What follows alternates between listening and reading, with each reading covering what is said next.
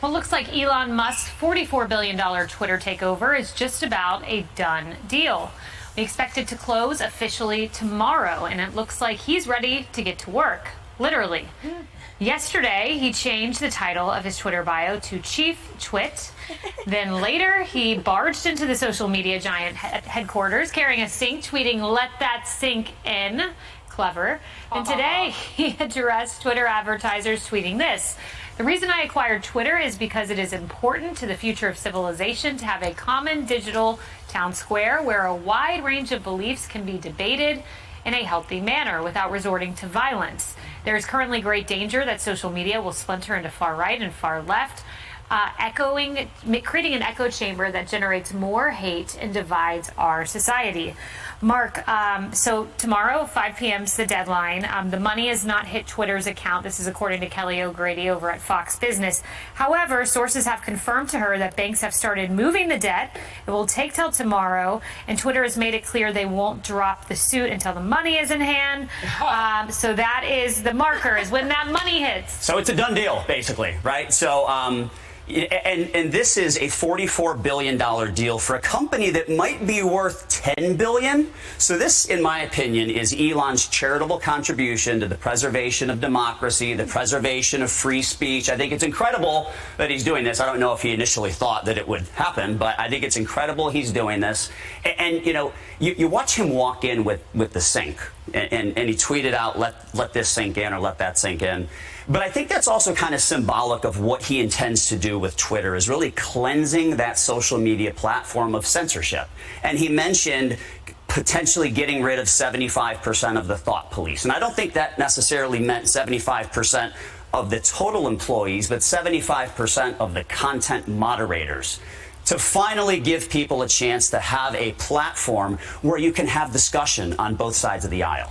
Yeah, I love that, his charitable contribution to society, Harris, because we all remember when Tim Scott's name trended as Uncle Tim. It's a racial slur. Yeah, we remember that when Stacey Abrams made her ridiculous comment that the heart doesn't beat before 6 weeks. In fact, it was Twitter who wrote, "Doctors have proven that she's right," as the description. My point is they've tilted this platform left. It'd be nice to have a free speech app.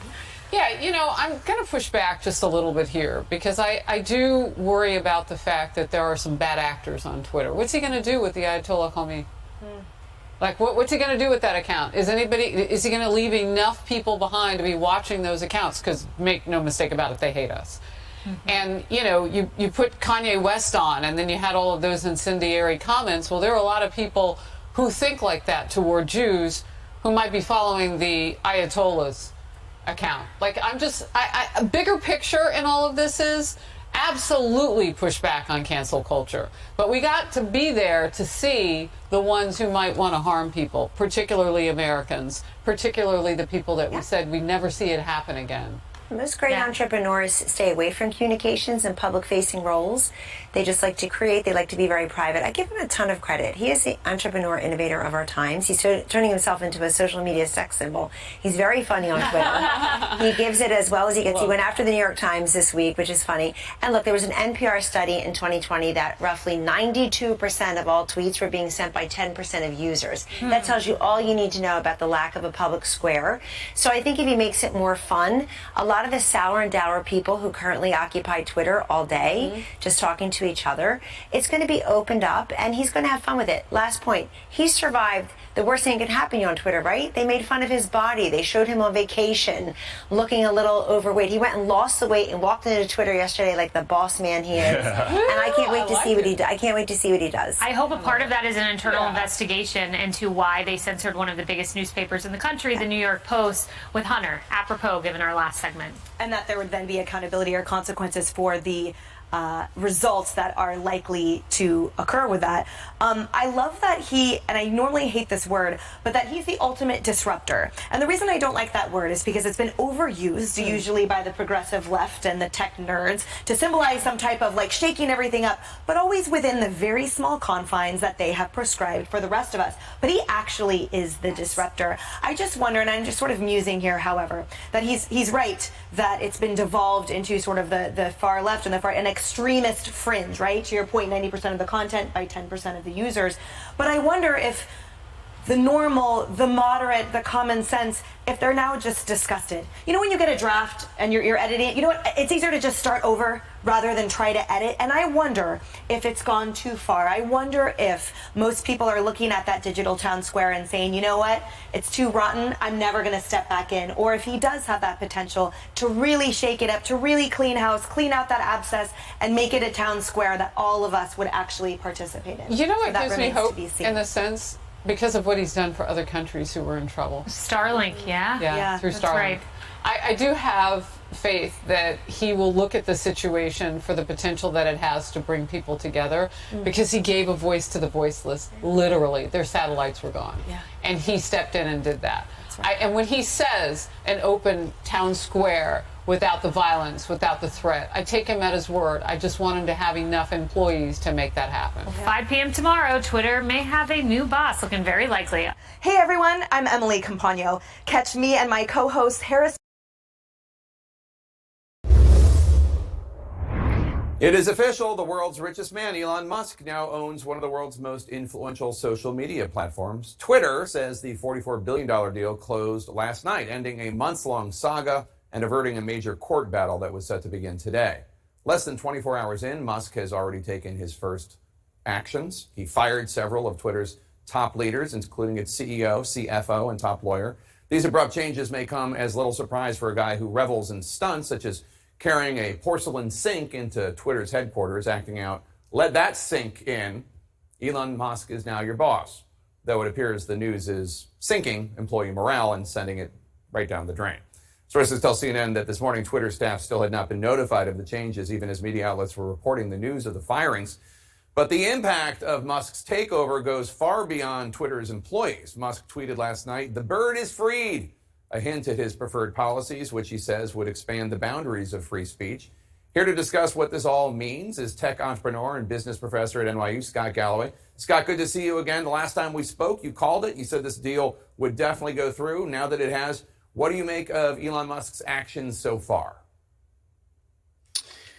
Well, there's a couple things. One, it's a private company. He has the right to lay off people. And you could argue at $600,000 per employee versus $1.6 million at Meta and Google, that there's an argument to be made that Twitter is just overstaffed. And he has the right to do that. It's a private company. He's paid dearly for it.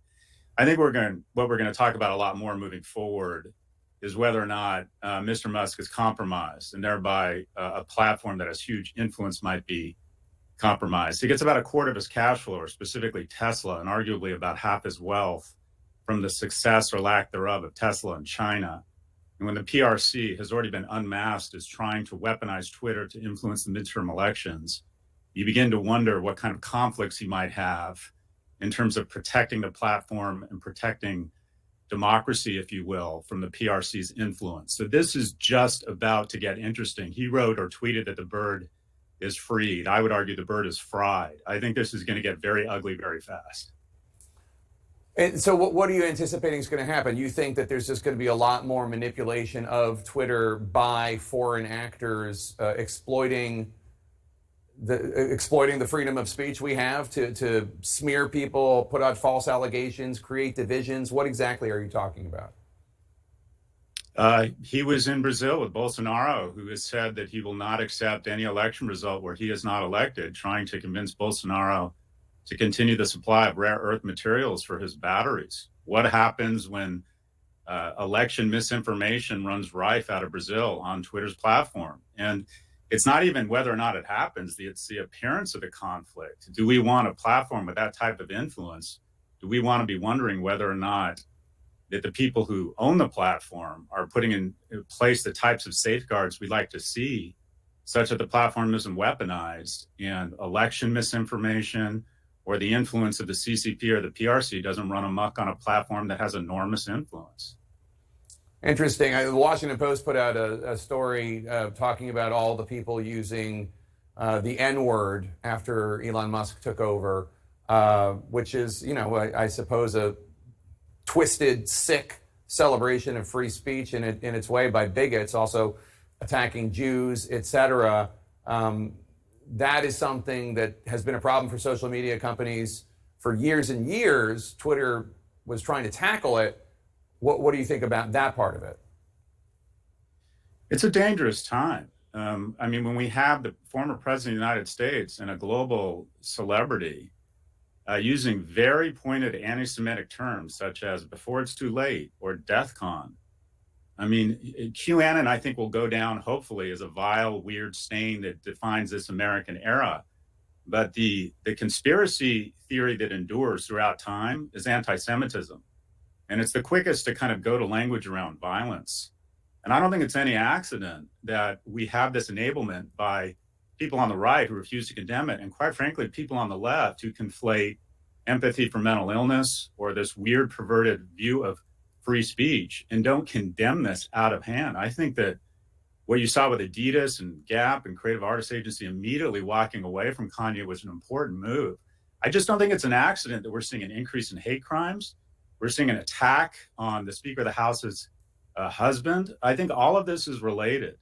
You know, Angela Ahrendts talked about a manifest shallowness. Neutrality in the face of evil, and this is evil, is not neutrality. And unfortunately, these platforms are being weaponized. And this notion that free speech plays any role here is nothing but an abdication of our responsibility to cauterize this evil. So a lot of people are watching to see if Musk is going to reverse the bans that were imposed by the previous previous executives at Twitter, and also whether or not he's going to do away with the moderation policies for content. Yeah. He's been vocal about that before. Today he announced that the company would be forming a content moderation council with widely diverse viewpoints. Yeah. That's his characterization. And no major policy changes would happen until the council convenes. What do you make of that? Well, his first major innovation is to copy Facebook's moderation council. I think it's a good move. I personally, my bet, Jake, is that he's not going to let the former president back on the platform because I think he's a narcissist and doesn't want to share the spotlight with anybody else. So I think he's essentially dug a pit for himself, filled it with cobras and grenades, and has jumped in. I think he's going to find out that this policy or trying to moderate is really difficult. But if you look at all the social media platforms, Jake, the level of moderation they employ, or what the far right would call censorship, is directly correlated to their business success. If you want total lack of moderation, go to 4chan, and it's a disaster. It makes no money. Parler and Getter, that were supposed to liberate us from the censorship on the left, are abject business failures. Twitter's success is a function of its moderation, not despite it. Consumers and advertisers have voted with their time and their wallets. They want a certain amount of moderation. They want protection from vile hate speech. So I don't think, just for business reasons, he's going to turn it into the Wild West again.